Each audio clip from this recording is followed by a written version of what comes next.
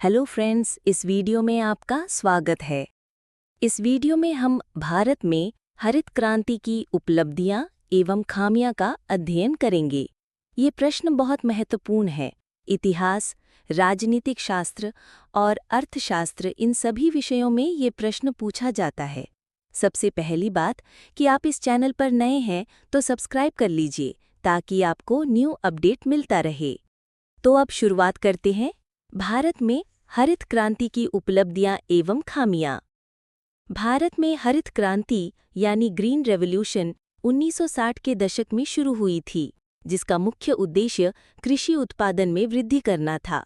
इस क्रांति के जनक के रूप में डॉक्टर एम.एस. स्वामीनाथन का नाम लिया जाता है। इसका केंद्र बिंदु उच्च उत्पादकता वाली बीज किस्मों का उपयोग, रासायनिक उर्वरकों और कीटनाशकों का प्रयोग तथा सिंचाई सुविधाओं का विस्तार था। उपलब्धियां: 1. अन्न उत्पादन में वृद्धि। गेहूं और धान के उत्पादन में रिकॉर्ड बढ़ोतरी हुई।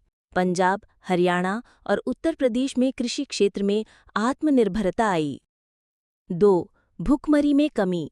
देश में खाद्यान्न की कमी काफी हद तक समाप्त हुई और आयात पर निर्भरता घटी। 3. कृषि में तकनीकी विकास। ट्रैक्टर, हार्वेस्टर जैसे मशीनों का प्रयोग बढ़ा। 4. किसानों की आय में वृद्धि।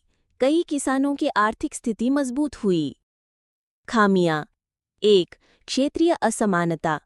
हरित क्रांति का लाभ मुख्य रूप से कुछ राज्यों को ही मिला, जबकि पूर्वोत्तर और आदिवासी क्षेत्रों में इसका प्रभाव कम रहा।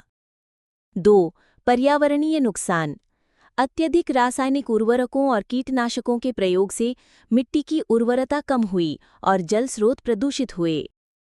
3. जल संकट। अधिक सिंचाई की आवश्यकता के कारण भूजल स्तर तेजी से गिरा। 4. छोटे किसानों की कठिनाई।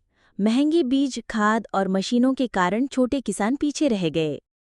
निष्कर्ष: हरित क्रांति ने भारत को खाद्यान्न उत्पादन में आत्मनिर्भर बनाया, लेकिन इसके साथ ही पर्यावरणीय और सामाजिक समस्याएं भी उत्पन्न हुई।